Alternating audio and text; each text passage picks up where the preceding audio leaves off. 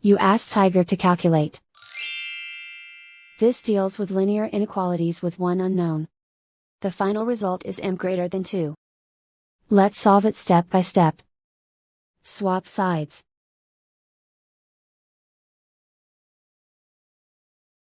Isolate the m.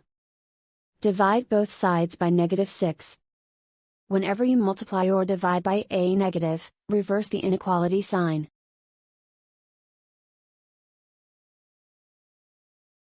Cancel out the negatives.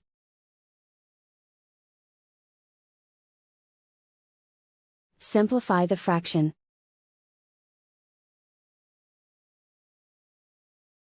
Cancel out the negatives.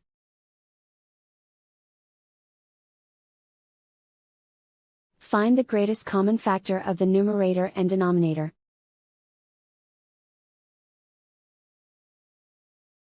Factor out and cancel the greatest common factor.